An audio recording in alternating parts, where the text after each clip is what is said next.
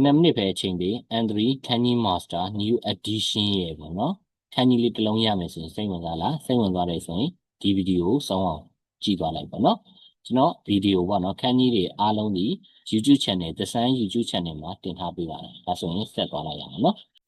N3 ခန်းကြီးပေါ့နော်ကြက်ဖို့ခက်နေတယ်ဆိုရင်အခုဗီဒီယိုကိုကြုံသွားနေကြည့်သွားလိုက်နော်ကျွန်တော်တော်လုံးလုံးတက်လုံးလုံးပညာဒနာလောက်တာမဟုတ်ပါဘူးအတန်တကယ်လို့မှားခဲ့တယ်ဆိုရင်ခွင့်လွှတ်ပေးဖို့ကြိုတင်ပြီးတော့တောင်းပန်အပ်ပါတယ်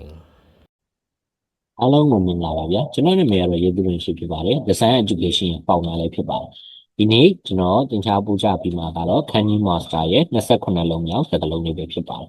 28လုံးမြောက်စကားလုံးလေးဆိုရင်ကျွန်တော်တို့ကအပိုင်းလေး3ပိုင်းမှတ်လို့ရပါတယ်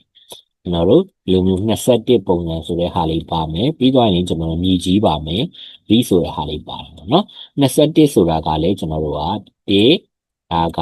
20ကိုယူထားတာပါအဲ့တော့ကျွန်တော်တို့ကသူ့ကိုအလွယ်မှတ်မယ်ဆိုရင်21လို့ကျွန်တော်တို့မှတ်ပါမယ်21ဆိုတာမှတ်မယ်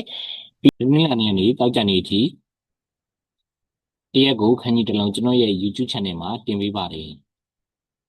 ပြီးတော့ရင်အောက်မှာကျွန်တော်တို့မြေကြီးလေးပါပါတယ်မြေကြီးခန်းကြီးပါမယ်ရီခန်းကြီးလေးပါပါအဲ့တော့ကျွန်တော်တို့ကဘယ်လိုမှတ်မလဲဆိုရင်မြေကြီးပေါ်မှာ20ပုံစံရှိတဲ့ read လို့မှတ်လိုက်မယ်မြေကြီးပေါ်မှာ20ပုံစံရှိတဲ့ read မြေကြီးပေါ်မှာ20ပုံစံရှိတဲ့ read လို့မှတ်လို့ရပါတယ်အားလုံးကိုကျေးဇူးတင်ပါတယ်